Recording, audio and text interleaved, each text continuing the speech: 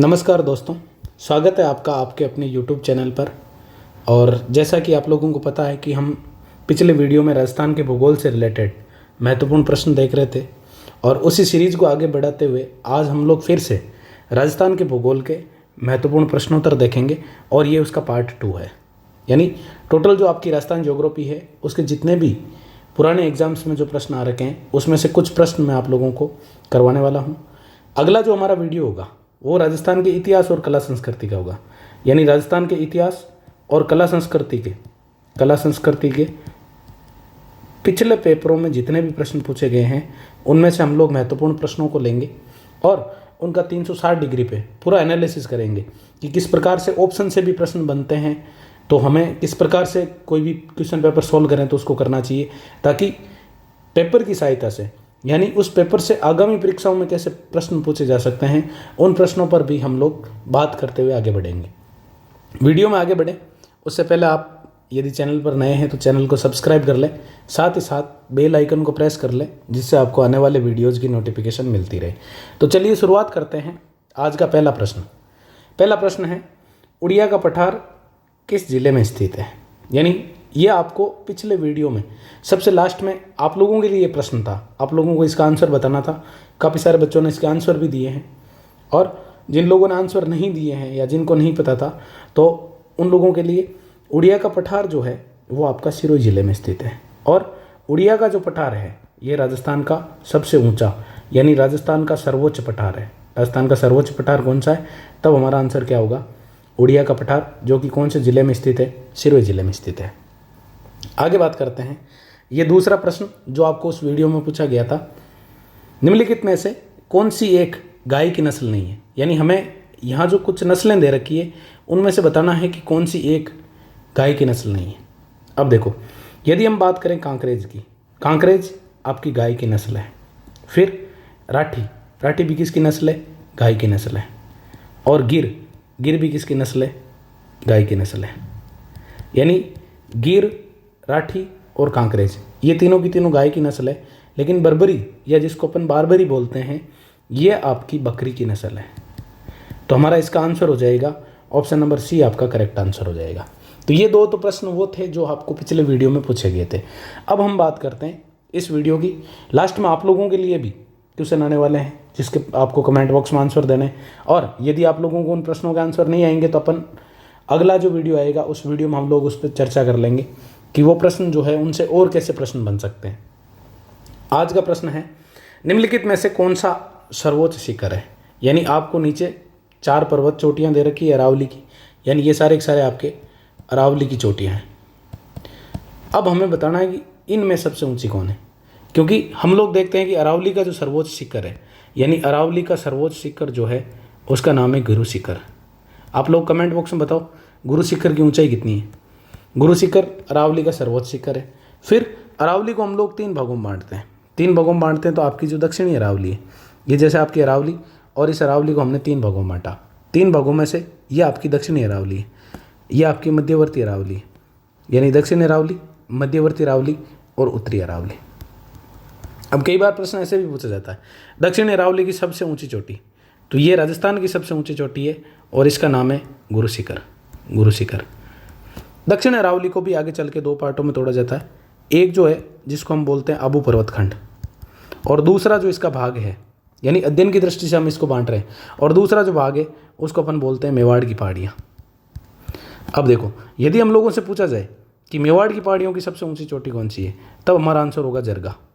तब हमारा आंसर क्या होगा, जरगा। लेकिन आबू पर्वतखंड की सबसे ऊंची चोटी, तब हमारा आंसर होगा गुरु शिखर। और ओवरऑल अरावली की सबसे ऊंची चोटी, तब भी हमारा आंसर क्या होगा, गुरु शिखर। फिर मध्यवर्ती अरावली की सबसे ऊंची चोटी, तो आपको इसमें 2 चोटियाँ याद रखनी होती है।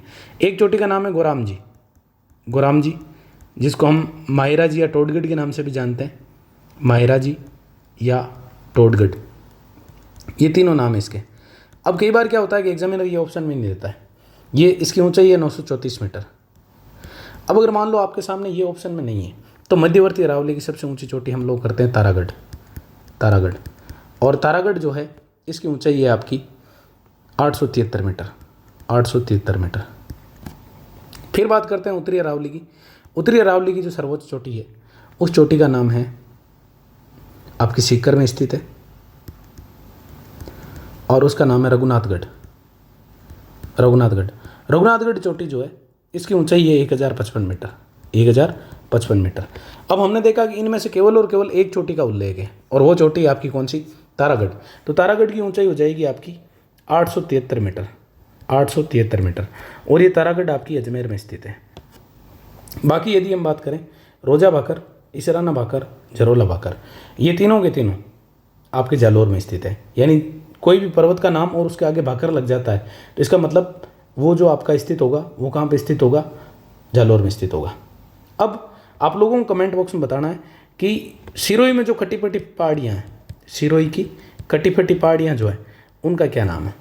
अब देखो, रोजा भाकर की ऊंचाई है 730 मीटर, 730 मीटर। इसराना भाकर की ऊंचाई है 839 मीटर और झरोला भाकर जो है इसकी ऊंचाई है 588 मीटर। ये आपके सामने चारों ऑप्शन में जो चोटियां दे रखी है उनकी मैंने आप लोगों के सामने ऊंचाई लिख दी। अब हमें बताना है कि इसमें से कौन सा सर्वोच्च है, तो हमारा सीधा सा आंसर हो जाएगा ऑप्शन नंबर डी, यानी तारागढ़ इनमें सबसे ऊंची है।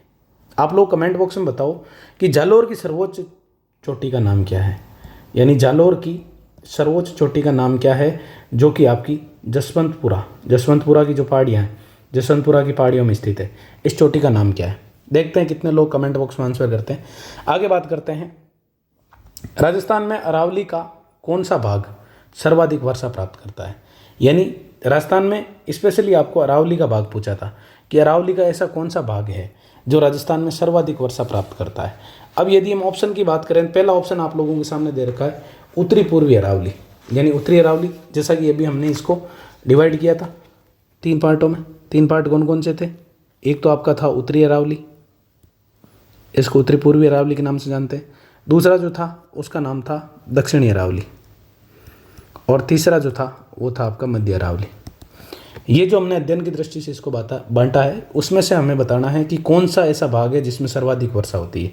तो इसका आपका आंसर हो जाएगा दक्षिणी अरावली, क्योंकि दक्षिणी अरावली आपकी सिरोही, उदयपुर और राजसमंद जिलों में विस्तृत है, राजसमंद जिलों में विस्तृत है।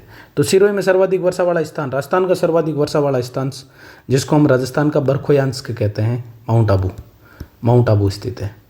तो अरावली की यदि हम बात करें तो अरावली में सबसे ज़्यादा वर्षा जो होती है वो दक्षिणी भाग में होती है। तो इसका करेक्ट आंसर हो जाएगा आपका राजस्थान का अरावली का दक्षिणी भाग। लेकिन यदि प्रश्न हमसे पूछा जाए कि राजस्थान में सर्वाधिक वर्षा कहाँ होती है, यानी राजस्थान में सर्वाधिक वर्षा, तो देखो यदि हम लोगों से स्थान पूछा जाए तब हम लोग आंसर करेंगे माउंट आबू। यदि हम लोगों से भाग पूछा जाए तब लोग हम आंसर करेंगे दक्षिण पूर्वी पठारी प्रदेश। और यदि हम लोगों से जिला पूछा जाए तब हम लोग आंसर करेंगे झालावाड़, यानी सर्वाधिक वर्षा कौन से ज़िले में, झालावाड़ ज़िले में होती है, झालावाड़ ज़िला आंसर करेंगे। अब उसके बाद होती है सबसे कम वर्षा की यदि हम लोग बात करें तो सबसे कम वर्षा में यदि हम लोगों से स्थान पूछा जाए तब हम लोगों का आंसर होगा समगांव, जो कि जैसलमेर में पड़ता है। सबसे कम वर्षा वाला जिले की यदि बात करें तो जिला आपका हो जाएगा जैसलमेर। और जिले का नहीं पूछ के और यदि पूछ ले कि राजस्थान के कौन से भौतिक भूभाग में पाई जाती है सबसे कम वर्षा, तब हम लोगों का आंसर जो होगा वो होगा पश्चिमी रेगिस्तान का कौन सा भाग, जब हमारा आंसर होगा शुष्क मरुस्थल। कौन सा मरुस्थल, शुष्क मरुस्थल जो है उसमें सबसे कम वर्षा होती है।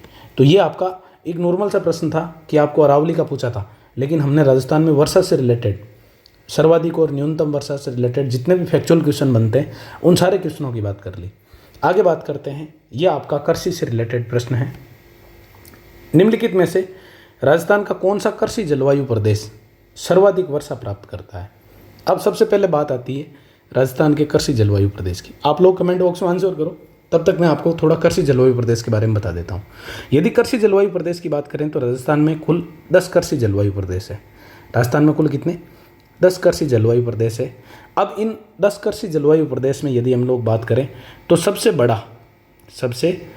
बड़ा जो कृषि जलवायु प्रदेश है उसका नाम है फर्स्ट सी, और उसको हम लोग हिंदी में बोलते हैं शुष्क पश्चिमी मैदान। शुष्क पश्चिमी मैदान। ये जो सबसे बड़ा भाग है यही आपका सबसे कम वर्षा वाला है। ये भाग कौन सा है? सबसे कम वर्षा वाला भाग है। एक वीडियो आप लोगों के लिए इससे रिलेटेड भी लेके आऊँगा जिसमें आपको राजस्थान के 10 के 10 कृषि जलवायु प्रदेश बिल्कुल राजस्थान मैप की सहायता से और बहुत अच्छे तरीके से कि हम इनको किस प्रकार से बहुत अच्छी प्रकार से याद कर सकते हैं, तो वो भी मैं आपको टाइम मिला तो याद करवाने की कोशिश पूरी करूँगा। फिर यदि हम बात करें कि राजस्थान का सबसे छोटा कृषि जलवायु प्रदेश, यानी राजस्थान का सबसे छोटा कृषि जलवायु प्रदेश, तो राजस्थान का सबसे छोटा कृषि जलवायु प्रदेश जो है उसका नाम है फोर्थ बी। फोर्थ बी जो है इसको बोला जाता है आर्द्र दक्षिणी मैदान। आर्द्र दक्षिणी मैदान। ये जो आर्द्र दक्षिणी मैदान है ये आपका एक तो वागड़ में, एक तो विस्तृत है कहाँ पे? वागड़ में, साथ ही साथ वागड़ के साथ ये विस्तृत है। थोड़ा सा पार्ट इसमें उदयपुर का आता है और थोड़ा सा भाग इसमें चित्तौड़ का आता है। तो ये आपका है राजस्थान का सबसे छोटा कृषि जलवायु प्रदेश जिसका नाम क्या है? फोर्थ बी, या यूँ बोलें आर्द्र दक्षिणी मैदान। लेकिन यदि आप लोगों से पूछा जाए कि राजस्थान का सर्वाधिक वर्षा वाला, राजस्थान का सर्वाधिक वर्षा वाला, तब हमारा आंसर होता है आर्द्र दक्षिण पूर्वी मैदान। दक्षिण पूर्वी मैदान। और इसके लिए हम जो यूज़ करते हैं वो करते हैं 5, यानी कृषि जलवायु प्रदेश कौन सा? 5वां, यानी केवल 5 लिखा रहता है। ये है आपका राजस्थान का सर्वाधिक वर्षा प्राप्त करने वाला स्थान। अब देखो ऑप्शन में यदि आप करेंगे तो पहला जो ऑप्शन है उसमें फर्स्ट ए और फर्स्ट बी दे रखे हैं जो कि गलत है। फिर थर्ड ए और थर्ड बी दे रखा है, ये भी गलत है। फिर आपको दे रखा सेकंड ए और सेकंड बी, ये भी गलत है, क्योंकि ये जो आपके कृषि जलवायु प्रदेश है ये अरावली के पश्चिम में, और 2 कृषि जलवायु प्रदेश थर्ड ए और थर्ड बी ये कहाँ पे? अरावली के पूर्व में। तो ये तीनों ही आपके गलत हो गए। तो आपका ऑप्शन कौन सा राइट होगा? Option number 4। अब इस ऑप्शन नंबर 4 में जो 2 ऑप्शन दे रखे हैं उनमें पहला तो है 5, जो हमने देखा सर्वाधिक वर्षा वाला स्थान है, ये आपका आर्द्र दक्षिण पूर्वी मैदान, जो कि कहाँ विस्तृत है? ये आपका हड़ौती वाला जो भाग है, हड़ौती वाला भाग उसमें स्थित है। पीछे एक परीक्षा में यह प्रश्न पूछा गया था कि निम्न में से कौन सा कृषि जलवायु प्रदेश सोयाबीन प्रदेश के नाम से जाना जाता है? और यहाँ पे क्योंकि सोयाबीन का सर्वाधिक उत्पादन होता है इसलिए इसको कहा जाता है सोयाबीन प्रदेश। फिर फोर्थ ए जो है, फोर्थ ए आपका विस्तृत है, इसको बोला जाता है अर्ध आर्द्र, अर्ध आर्द्र कृषि जलवायु प्रदेश, अर्ध आर्द्र दक्षिणी मैदान। और कौन सा कृषि जलवायु प्रदेश है? तब हमारा आंसर होगा फोर्थ है। अब इसमें जिले कौन कौन से आते हैं? इसमें जिले आते हैं बनास बेसिन वाले, यानी आरसीबी वाले, राजसमंद, चित्तौड़ और भीलवाड़ा। राजसमंद, चित्तौड़, भीलवाड़ा, इसके साथ ही साथ सिरोही और उदयपुर भी इसमें सम्मिलित होते हैं। सिरोही प्लस उदयपुर। तो ये वाला जो मैदान है ये आपका सबसे ज़्यादा वर्षा तो प्राप्त करेगा कौन सा? 5वां।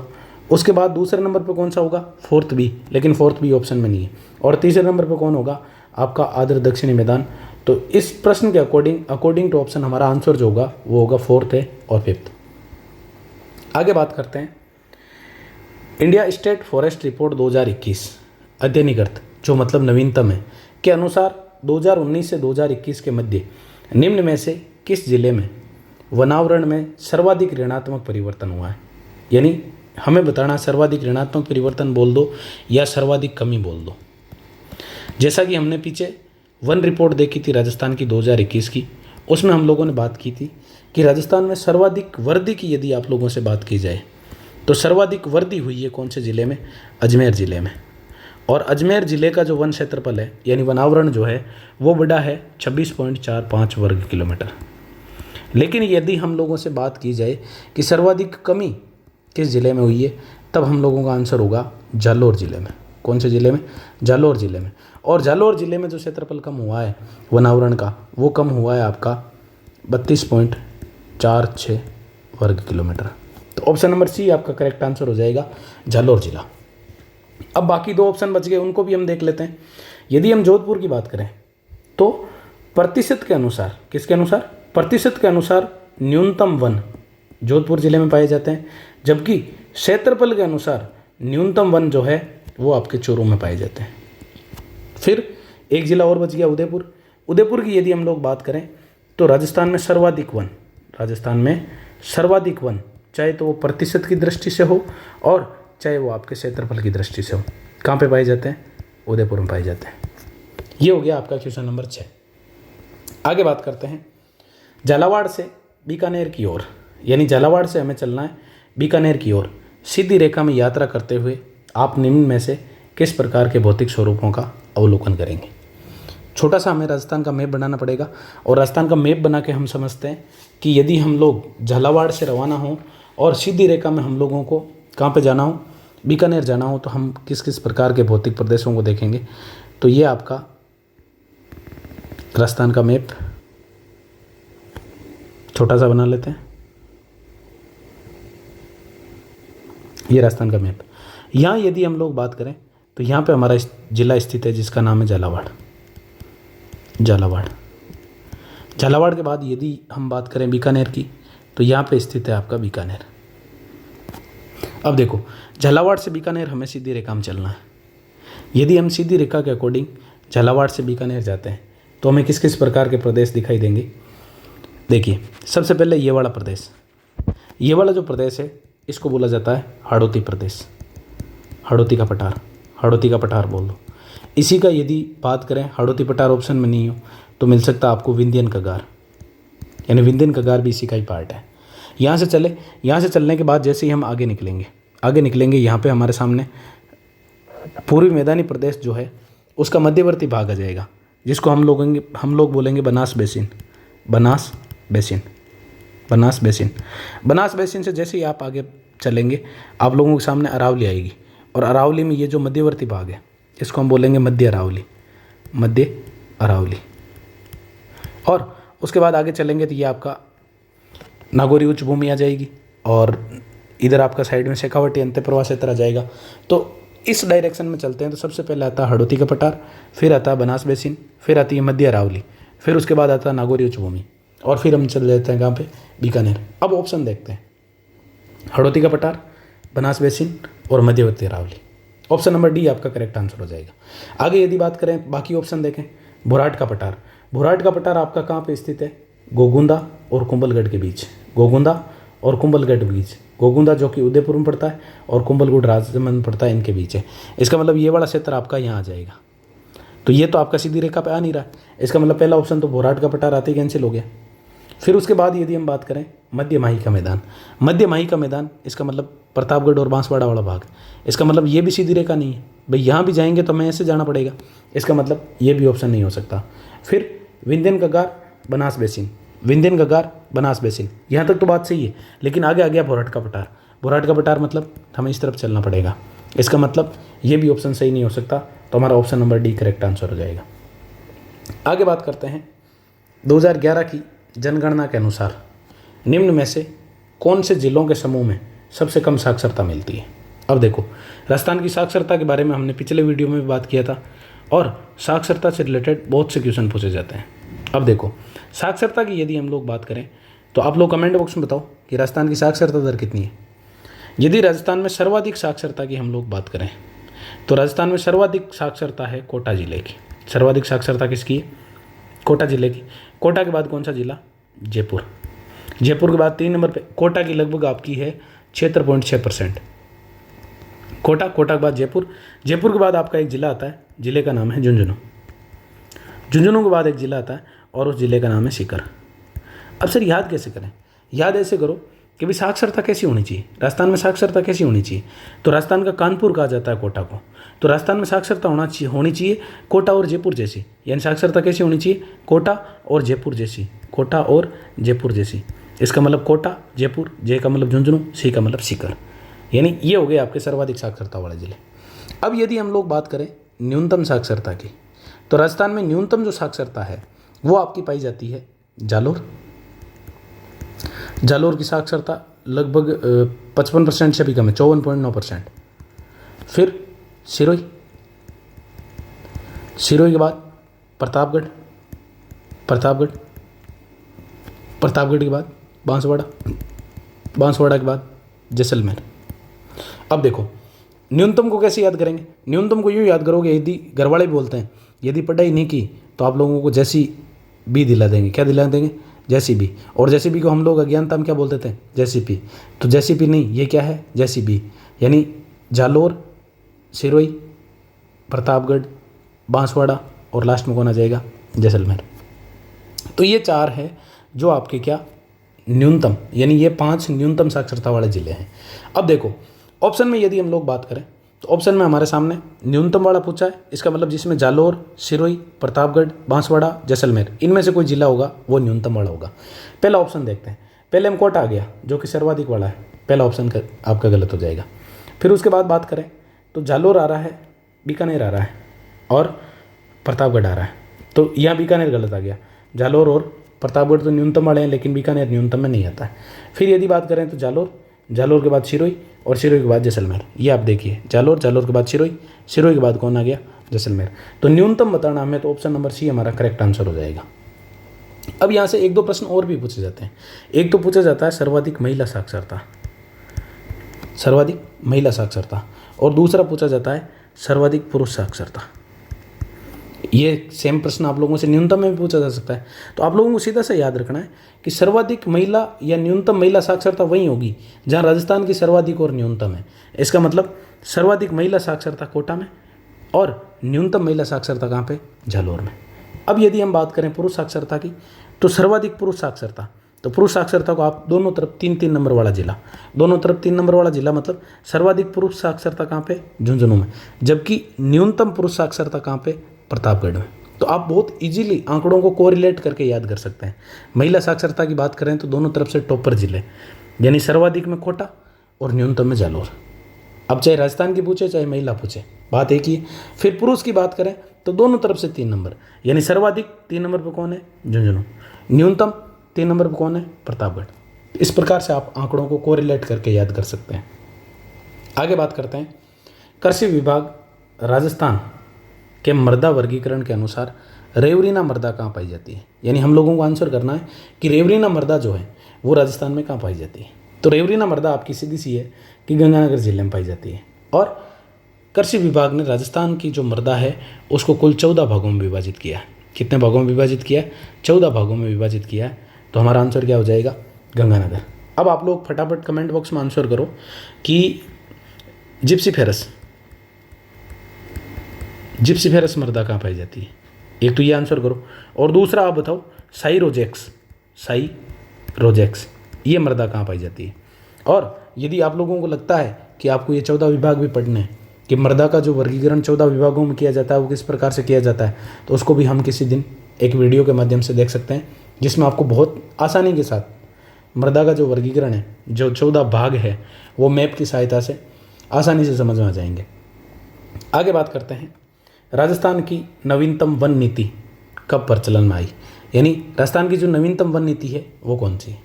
अब देखो राजस्थान की यदि हम प्रथम वन नीति की बात करें तो आपकी घोषित हुई थी फरवरी 2010 में, फरवरी 2010 में।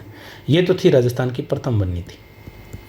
नवीनतम वन नीति की बात करें तो करंट अफेयर वाले वीडियो में आप लोगों ने देखा होगा, और यदि आपने नहीं देखा है तो आप लोग जून माह वाला करंट अफेयर का वीडियो जाके देखें। उसमें मैंने आप लोगों को करवा रखा है कि राजस्थान में नवीनतम वन नीति 5 जून 2023 को, 5 जून 2023 को हमारे जो वन और पर्यावरण विभाग मंत्री है जिनका नाम हेमाराम चौधरी, हेमाराम चौधरी, उनके द्वारा घोषित की गई। अब आप लोग कमेंट बॉक्स में बताओ कि इसी दिन राजस्थान की 2 अन्य और कौन सी नीतियां जारी की गई। तो इस प्रश्न का आंसर हो जाएगा आपका ऑप्शन नंबर सी 2023। आगे बात करते हैं बनास नदी का उद्गम। यानी हमारे सामने कुछ पहाड़ियाँ दे रखी है, उनमें से हमें बताना है कि बनास नदी जो है उसका उद्गम किस पहाड़ी से होता है। यानी हम लोगों को बनास नदी का उद्गम का आंसर करना है। तो चलिए बात करते हैं। सबसे पहले बनास नदी का उद्गम स्थल देखते हैं। तो पहला ऑप्शन देखते हैं उदयपुर के नज़दीक गोगुंदा की पहाड़ियाँ। गोगुंदा की पहाड़ियों से एक नदी निकलती है और उस नदी का नाम है अयड़ नदी। अयड़ नदी, जो अयड़ नदी है उदय सागर झील में गिरती है, उदय सागर झील जो कि आपकी उदयपुर में स्थित है, और उसके बाद इसका नाम हो जाता है बेड़च। उसके नाम उसके बाद इसका नाम क्या हो जाता है, बेड़च। तो आयड़ नदी बोल दो या बेड़च नदी बोल दो, उसका उद्गम कहाँ से होता है, गोगुंदा की पहाड़ियाँ से। फिर यदि हम बात करें नागपाड़ अजमेर, यहाँ से पश्चिमी राजस्थान की सबसे लंबी नदी जिसका नाम है लूणी नदी, लूणी नदी का उद्गम होता है कहाँ से, नागपाड़ अजमेर से। फिर आगे बात करें जनापाव की पहाड़ियाँ, जनापाव की पहाड़ियाँ जो कि आपकी मध्य प्रदेश में स्थित है, यहाँ से एक नदी का उद्गम होता है और वो राजस्थान की नित्यवाही नदी जिसका नाम है चंबल नदी। नदी का नाम क्या है, चंबल नदी। चंबल नदी का उद्गम कहाँ से होता है, जनापाव की पहाड़ियों से। फिर ऑप्शन नंबर 4 बच गया हमारे सामने, कुंभलगढ़ के नज़दीक स्थित खमनोर की पहाड़ियाँ, यानी राजसमंद में जो आपकी खमनोर की पहाड़ियाँ हैं वहाँ से कौन सी नदी का उद्गम होता है, तब हमारा आंसर होता है बनास नदी का। आप लोगों को यहाँ पे राजसमंद से रिलेटेड 3 पहाड़ियाँ भी याद रखनी चाहिए। 3 पहाड़ियाँ कैसे याद रखनी चाहिए, तो देखो एक पहाड़ी है जिसका नाम है खमनोर की पहाड़ियाँ। खमनोर की पहाड़ियों से एक नदी निकलती है, नदी का नाम है बनास। नदी का नाम क्या है, बनास। फिर राजसमंद में एक पहाड़ी स्थित है जिसका नाम है दिवेर की पहाड़ियाँ। दिवेर की पहाड़ियों से एक नदी निकलती है और उस नदी का नाम है कोठारी नदी, जिस नदी पर भीलवाड़ा में मेजा बांध बना हुआ है, कोठारी नदी। और एक और पहाड़ी है जिसका नाम है बिजराल की पहाड़ियाँ। बिजराल की पहाड़ियाँ, बिजराल की पहाड़ियों से एक नदी निकलती है जिसका नाम है खरी नदी।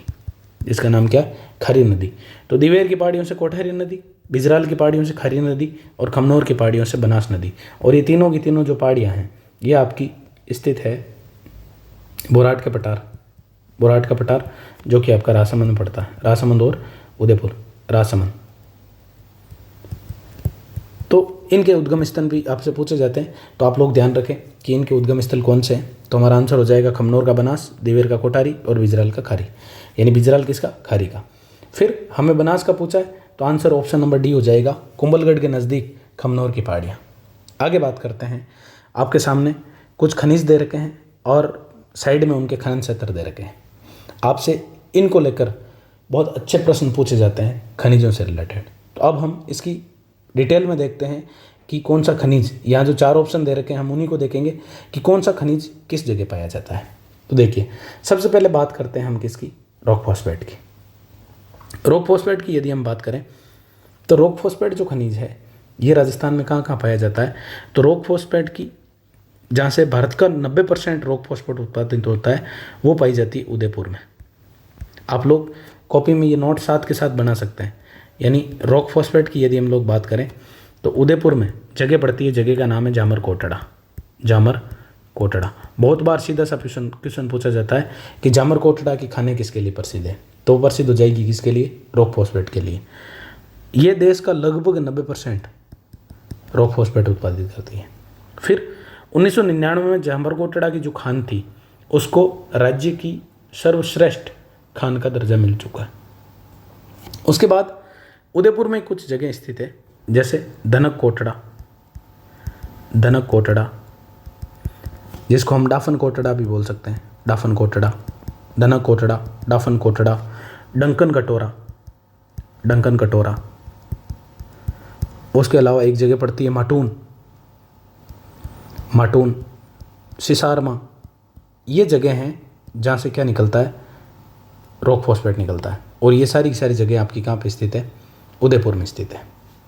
उसके बाद यदि हम लोग बात करें तो ये आपकी उदयपुर की खाने हो गई। फिर यदि हम बात करें जैसलमेर की, तो जैसलमेर में 2 जगह आपको याद रखनी है। एक तो जगह याद रखनी बिरमानिया, बिरमानिया, और दूसरी आपको याद रखनी है फतेहगढ़, फतेहगढ़। साथ ही साथ लाठीवाड़ा जो क्षेत्र है वहाँ पे क्या पाया जाता है, रॉक फॉस्फेट। इसका मतलब रॉक फॉस्फेट जो है ऑप्शन में यदि हम देखें तो डाफन कोटड़ा और फतेहगढ़, यानी पहला ऑप्शन आपका सुमेलित हो जाएगा 2 से। यानी इसका मतलब ए में भी पहला 2 से सुमेलित है, बी में भी पहला 2 से सुमेलित है, यानी सी और डी आपके आंसर नहीं हो सकते। यहाँ तक चीज़ें क्लियर हुई। ये चीज़ें करने के बाद हम लोग बात करते हैं टंगस्टन की। टंगस्टन को लेकर बहुत ही प्रश्न पूछे जाते हैं और आजकल थोड़े डीपली प्रश्न पूछे जाते हैं इसके। यानी डेगाना सबको पता होता है, तो वो क्या करता है, डेगाना से रिलेटेड प्रश्न नहीं पूछता है, वो इसको कहीं और ही ले जाता है। तो कैसे, यदि हम बात करें टंगस्टन की, तो टंगस्टन के लिए आप लोगों को 3 ज़िले याद रखने हैं और वो 3 ज़िले आपको याद रखने NPS वाले। भाई अभी सबसे विवादित जो मुद्दा चल रहा है राज्य कर्मचारियों को लेकर, वो एनपीएस और ओपीएस से रिलेटेड ही है। तो हमें याद करना है कि टंगस्टन, एनपीएस, एन का मतलब नागौर, नागौर, पी का मतलब पाली और एस का मतलब सिरोही, यानी इन 3 जिलों में क्या पाया जाता है? टंगस्टन पाया जाता है। अब यदि नागौर की बात करें तो नागौर में क्षेत्र पड़ता है आपका रेवत पहाड़ी, रेवत पहाड़ी, जो कि आपकी डेगाना में पड़ती है, डेगाना। साथ ही साथ भाकरी नामक जगह पड़ती है नागौर में, जो कि टंगस्टन के लिए प्रसिद्ध है। फिर पाली में यदि हम बात करें, पाली की जगह है नाना कराब, नाना कराब। और सिरोही, सिरोही में आबू और रेवदर, यानी ये 2 सिरोही की तहसीलें भी है, आबू और रेवदर। यहाँ से क्या मिलता है? टंगस्टन। इसका मतलब टंगस्टन को हमने सुमेलित किया और वो कर दिया किसके साथ? डेगाना के साथ। टंगस्टन सुमेलित हो गया आपका किसके साथ? डेगाना के साथ। यानी बी ऑप्शन 4 से रिलेट हो रहा है, दोनों में बी में 4 आ रहा है। इसका मतलब अभी तक हम हमारा आंसर तक नहीं पहुँचे। अब क्यों? क्योंकि एक में तो है थर्ड एक और एक में है फर्स्ट थर्ड। तो देखते हैं आगे कौन सा होगा। तो आगे बात करते हैं हम किसकी? मैग्नीज की। मैग्नीज की यदि हम बात करें तो मैग्नीज के प्रमुख उत्पादक क्षेत्र कौन कौन से हैं? मैग्नीज, मैग्नीज, मैग्नीज जो है इसको सभी जो व्यवसाय है उनका आधार कहा जाता है। मैग्नीज के राजस्थान में जो जमाव मिलते हैं वो मिलते हैं बांसवाड़ा ज़िले में, बांसवाड़ा। और बांसवाड़ा में यदि हम लोग बात करें तो एक जगह पड़ती है, जगह का नाम है गुरारिया, गुरारिया से लगा के रति माउरी, रति माउरी। यहाँ तक किसके जमाव मिलते हैं? मैग्नीज के जमाव मिलते हैं। अब आगे यदि हम लोग बात करें तो बांसवाड़ा में कुछ जगह और है। एक जगह का नाम है लीलवानी, एक का नाम है तलवाड़ा,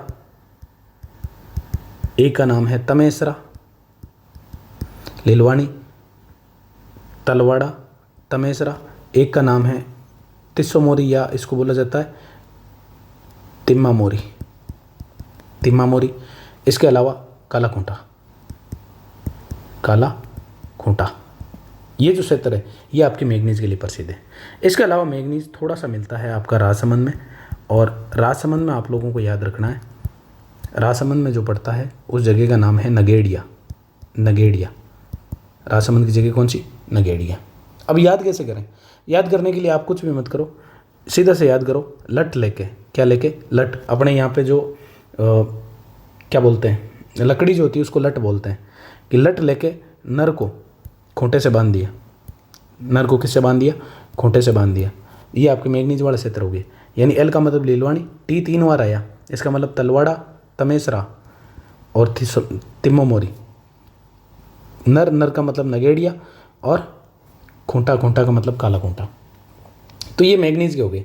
अब मैग्नीज को हम देखते हैं तो मैग्नीज का आपका लीलवानी क्षेत्र, ये आपका थर्ड जो है वो सुमेलित हो गया किससे? थर्ड से।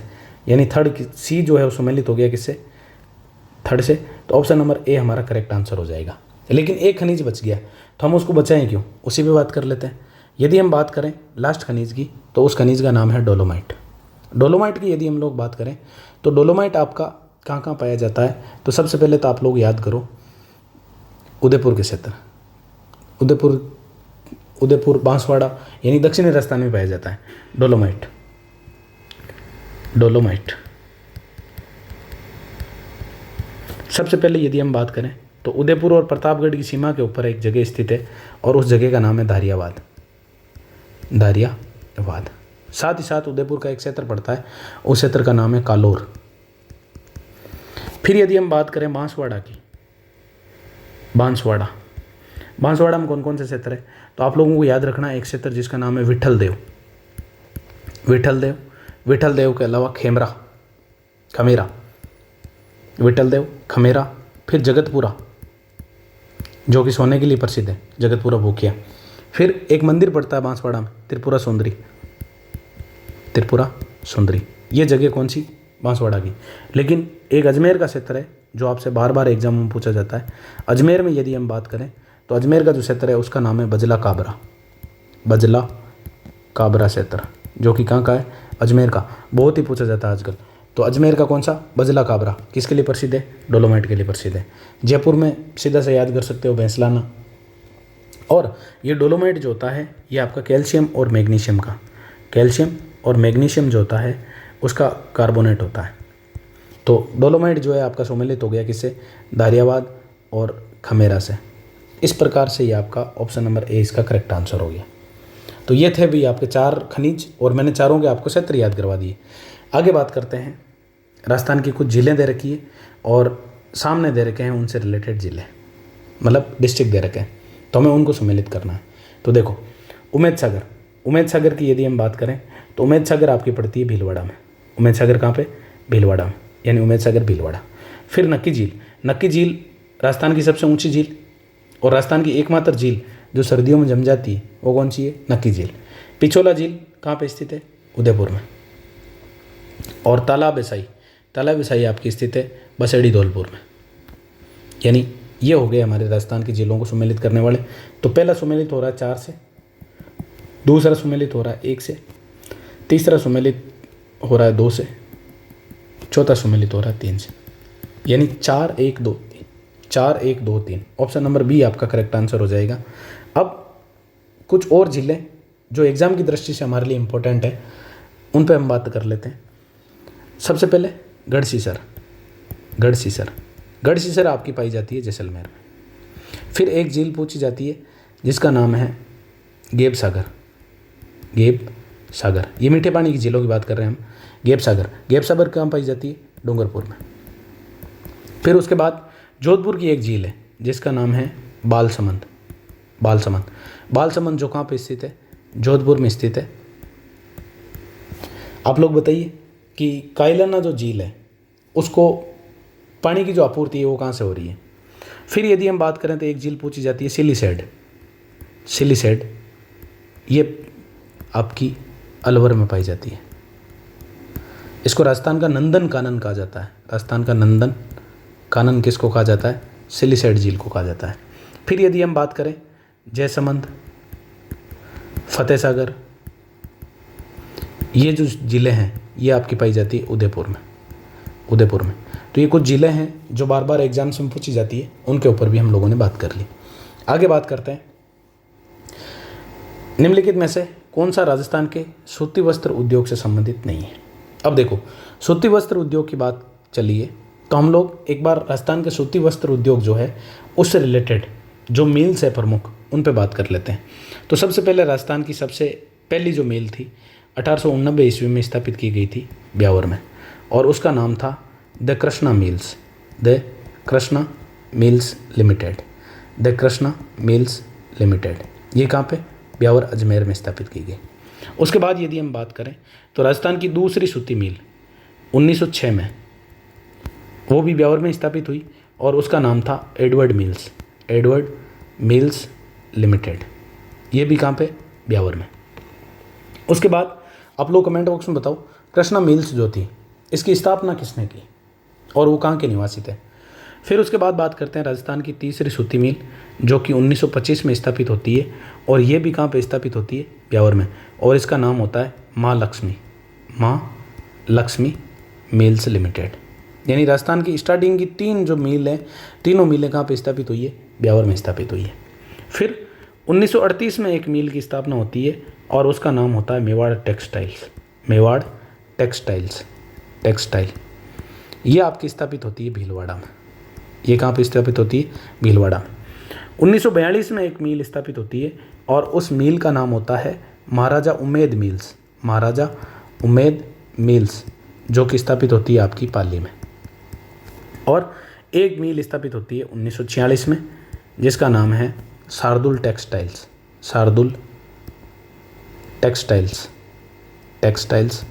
ये कहाँ पे स्थापित होती है, ये आपकी गंगानगर में स्थापित होती है। यानी ये राजस्थान की स्वतंत्रता पूर्व की सूती वस्त्र की मिल है। अब देखो हम इसको एक बार सम्मिलित करते हैं, यानी इनमें से कौन कौन से हैं उनको हम निकालते हैं। मेवाड़ टेक्सटाइल जो कि कहाँ पे स्थित है, भीलवाड़ा में। एडवर्ड मिल्स कहाँ पे स्थित है, ब्यावर में। ये दोनों की दोनों सूती मिल हैं। अब बात आती है रिलायंस कॉम्टेक्स, ये भी उदयपुर में स्थित है और ये सूती वस्त्र की मिल है। तो इसका मतलब ऑप्शन नंबर सी हमारा करेक्ट आंसर हो जाएगा। तो अब आपके मन में प्रश्न आ रहा होगा कि ये जो बिड़ला कॉरपोरेशन है चित्तौड़, ये किससे रिलेटेड है। तो ये आपका रिलेट हो जाएगा किससे, सीमेंट से। ये किससे संबंधित है, सीमेंट से संबंधित है। यानी ये प्रसिद्ध है आपका सीमेंट के लिए। चंदेरिया में स्थित है, चंदेरिया चित्तौड़, चंदेरिया चित्तौड़। ये हो गया भी आपका प्रश्न नंबर 14। उसके बाद बात करते हैं प्रश्न नंबर 15 की। ये भी आपका उद्योग से रिलेटेड है और प्रश्न है मेवाड़ शुगर मिल्स कहाँ स्थित है, यानी शक्कर की जो मेवाड़ शुगर मिल है वो कहाँ पे स्थित है। तो याद रखना ये राजस्थान की प्रथम शुगर मिल थी और ये भोपाल सागर में स्थित है, भोपाल सागर चित्तौड़। इसकी जो स्थापना की गई थी ये की गई थी 1932 में, 1932 में इसकी स्थापना की गई थी और 1976 में इसकी सहायक मिल के रूप में उदयपुर में एक चीनी मिल की स्थापना की गई थी।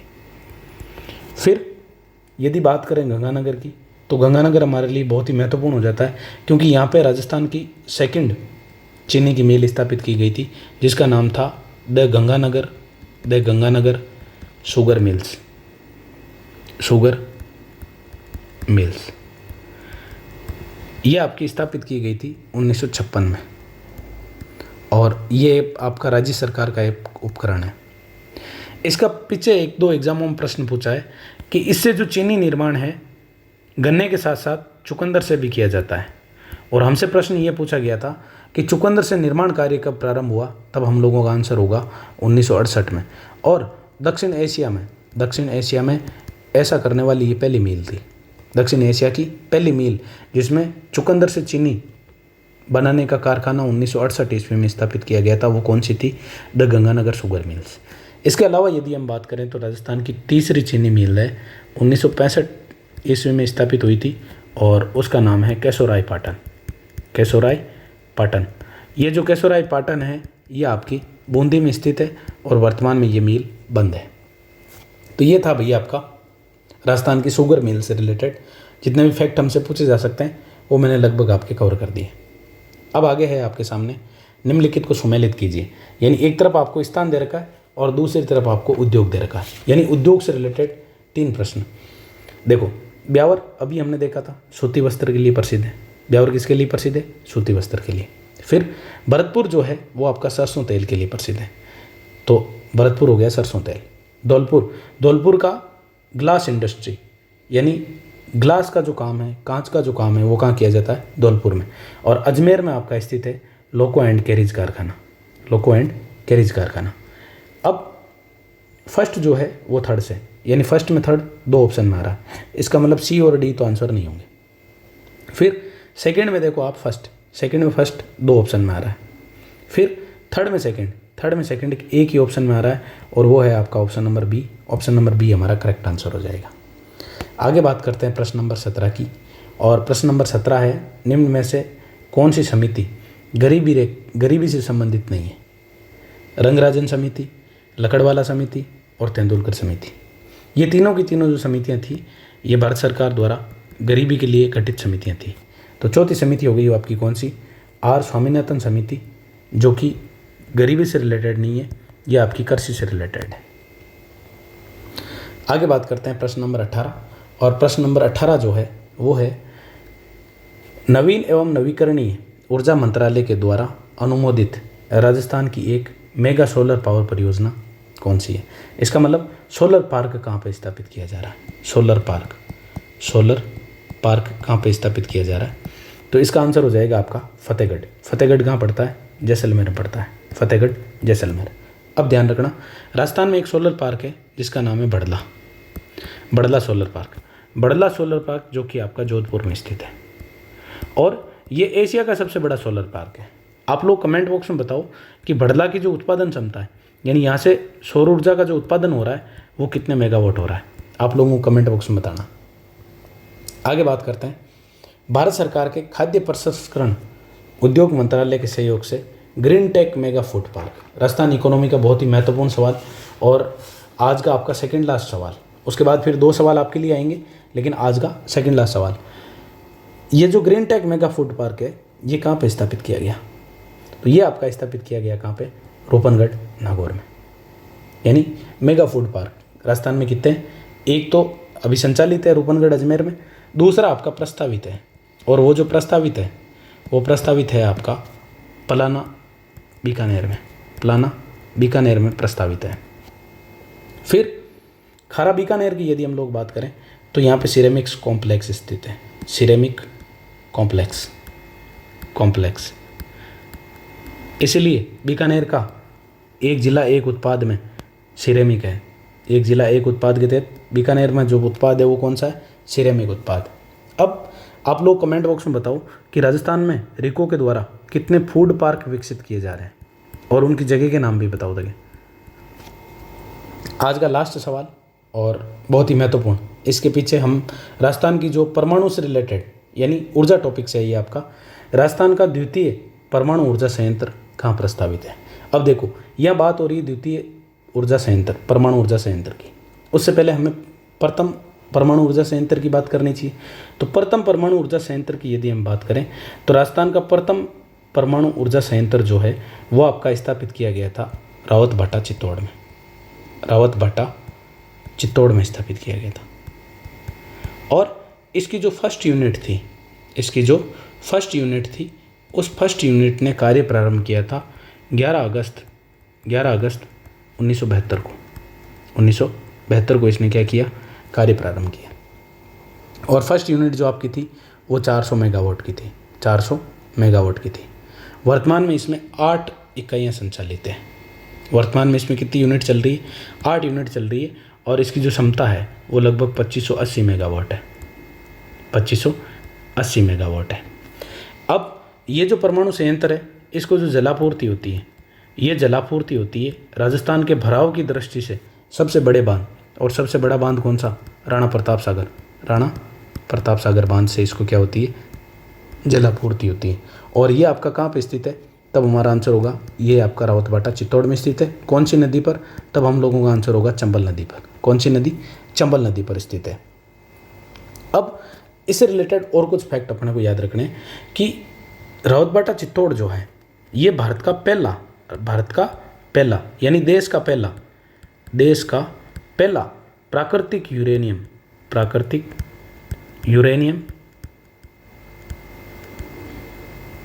व भारी जल एवं शीतलन द्वारा, यानी जिसमें जो कोल्ड्रेशन है यानी जिसको ठंडा करने का काम जो है वो भारी जल के यानी D2O द्वारा किया जाता है, वो पहला परमाणु ऊर्जा संयंत्र कौन सा है? तब हमारा आंसर होगा रावतभाटा। साथ ही साथ हम लोगों को याद रखना है कि यहाँ पे भारत की दूसरी न्यूक्लियर फ्यूल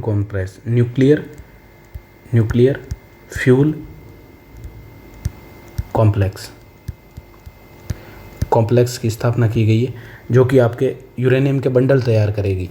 और ये जो इसकी जो स्थापना हुई थी वो हुई थी 9 सितंबर 2017 को। तो ये हो गए आपके प्रथम परमाणु ऊर्जा संयंत्र के बारे में सारे के सारे फैक्ट। अब एक क्वेश्चन आप लोगों के लिए, आप ये बताओ कि ये किस देश के सहयोग से स्थापित किया गया, यानी इसमें सहयोग किस देश के द्वारा किया गया। देखते हैं कितने लोग कमेंट बॉक्स में आंसर करते हैं। अब हमें प्रश्न पूछा था द्वितीय का, तो द्वितीय आपका भाई प्रस्तावित है कहाँ पे? बांसवाड़ा में एक जगह पड़ती है, जगह का नाम है नापला। और इसको जो जलापूर्ति होगी वो माई बजाज सागर से इसको जलापूर्ति होगी और नापला बांसवाड़ा में ये क्या किया जाएगा? स्थापित किया जाएगा। तो ये आज के आपके 20 प्रश्न थे जिनके आगामी परीक्षाओं में इनसे रिलेटेड जितने भी प्रश्न पूछे जा सकते हैं वो सारे के सारे प्रश्न मैंने कवर करने की कोशिश की है। तो उम्मीद है कि आप लोगों को ये वीडियो पसंद आया होगा। और यदि आप लोगों को वीडियो पसंद आया है तो आप इस वीडियो को अपने दोस्तों तक भी शेयर करें ताकि बाकी लोगों को भी फ़ायदा मिल सके। अब आपके लिए 2 प्रश्न। पहला प्रश्न है आप लोगों के लिए, नात्रा की पाल जो है और मोरिजा बनोला ये क्षेत्र किसके लिए प्रसिद्ध है, यानी यहाँ से कौन सा खनिज निकाला जाता है। अगला जो वीडियो होगा वो हमारा इतिहास और कला संस्कृति के प्रश्नों पर होगा। दूसरा आपको प्रश्न बताना है कि बायतू, कोसलू और कपूरड़ी ये जो 3 क्षेत्र है, मैं आपको बता देता हूँ कि ये तीनों क्षेत्र जो है ये राजस्थान के बाड़मेर जिले के हैं। तो हमें बताना है कि बाड़मेर के ये जो क्षेत्र है ये किस के उत्पादन के लिए प्रसिद्ध है, पवन ऊर्जा, भूतापीय ऊर्जा, तेल एवं गैस या जल विद्युत। तो ये 2 प्रश्न है आप लोगों के लिए। तो आप लोग कमेंट बॉक्स में इनका आंसर कीजिए। मिलते हैं आगे ऐसी इंटरेस्टिंग जानकारी के साथ और एग्ज़ाम ओरिएंटेड जानकारी के साथ। धन्यवाद।